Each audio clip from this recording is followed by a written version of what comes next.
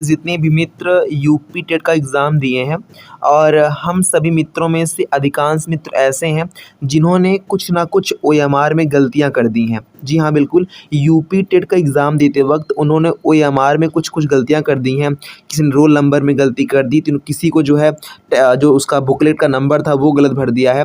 कोई कोई तो है जो अटेम्प्ट के मार्क्स थे, यानी ऐसे लोग भी थे जिन्होंने अटेम्प्ट तो 150 किया है पर वहाँ पे नंबरिंग में 110 120 भर दिया है, यानी अटेम्प्ट ज़्यादा कर दिया है और अटेम्प्ट कम लिखा है। बहुत लोगों ने अटेम्प्ट ज़्यादा लिख दिया है, अटेम्प्ट ही कम किया है। इन सभी के लिए जो है एक समाधान आ चुका है। मैं जो है आयोग में गया था और आयोग से बातचीत हुई है और उन्होंने इसका समाधान बताया और उन्होंने बताया कि आप जो है एक एप्लीकेशन के माध्यम से वो जो है शुरू कर सकता है।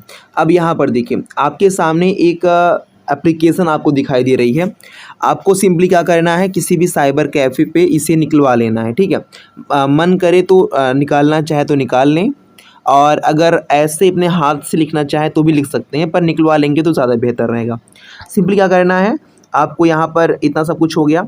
नाम लिखना है, पंजीकरण संख्या यानी रजिस्ट्रेशन नंबर लिखना है, आपका जो रोल नंबर है वो लिखना है, एग्ज़ाम डेट लिखना है, पाली लिखनी है, परीक्षा केंद्र कौन सा आपका था वो लिखना है, और आपका अपना मोबाइल नंबर भी लिखना है। और यहाँ पर करना है कि महोदय, परीक्षा के दौरान ओएमआर सीट भरते समय मुझसे अनजाने में निम्न त्रुटि हो गई है। अब यहाँ पर अगर आपका रोल नंबर गलत हो गया है तो यहाँ पर अंकित करें, परीक्षा केंद्र कोड गलत हो गया है तो वो अंकित करें, ओएमआर सीट अगर गलत हो गया है तो वो अंकित करें, विषय चयन में त्रुटि हो गई है। बहुत लोग ऐसे हैं कि जो है सवाल तो संस्कृत किए हैं पर उस वहाँ पे उर्दू को गोला कर दिए हैं। बहुत लोगों ने सेलेक्ट किया है यानी अंग्रेजी को सॉल्व किया है, वहाँ पे संस्कृत कर दिया है।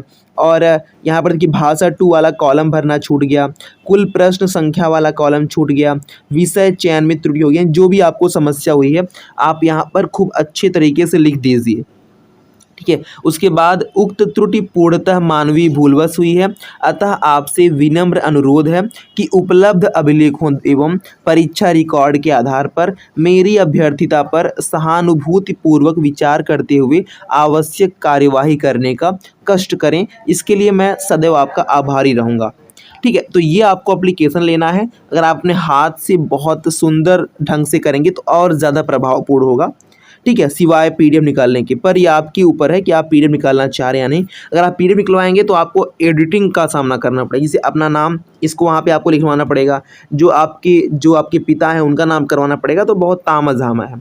तो आप इसको अपने हाथ से बहुत ही सुंदर हैंड राइटन नोट्स में लिख सकते हैं और इसको जो है अपने नज़दीकी पोस्ट ऑफिस से उत्तर प्रदेश शिक्षा सेवा चयन आयोग प्रयागराज को भेज सकते हैं। अगर आप प्रयागराज के नज़दीक ही हैं या प्रयागराज में ही रहते हैं तो प्रयागराज में जाकर खुद ही जो है अपना ये जो आपका प्रार्थना पत्र है वो दे सकते हैं। तो लगभग 80% चांसेस हैं कि आपने जो गलतियां की हैं उस पर आयोग कुछ विचार कर सकता है मेरे मित्र, ठीक है। तो फिलहाल ये आपके था, आप यहाँ पर देख सकते हैं और मैं इसे जो है भेज भी दूंगा अपने टेलीग्राम चैनल पर, वहाँ पे आप देख सकते हैं मेरे मित्र, ठीक है।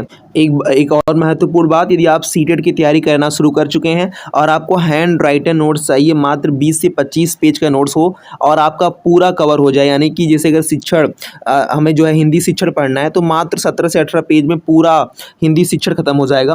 हालांकि यूट्यूब पर पूरी क्लासेस फ्री हैं, पर आपको पीडीएफ के लिए मात्र 5 रुपये पे करना पड़ेगा। आप चाहें तो मुझे व्हाट्सअप कर सकते हैं और इस QR कोड पर आप मुझे पेमेंट भी कर सकते हैं, जिससे मैं आपको जो है वो चीज़ दे सकूं, ठीक है। जो भी आपको नोट्स चाहिए रहेगा, आप यूट्यूब वीडियो का वो जो लिंक रहेगा वो मुझे भेजेंगे और QR पेमेंट का स्क्रीनशॉट भेजेंगे तो मैं आपको वो PDF सेंड कर दूंगा मेरे मित्र, ठीक है। तो फिलहाल अभी के लिए बस इतना ही, और वो काम जो मैंने आपको बताया वो आप कर लीजिए, जिससे कि कुछ भी त्रुटियाँ हो क्लियर हो सके। जय हिंद मेरे दोस्त।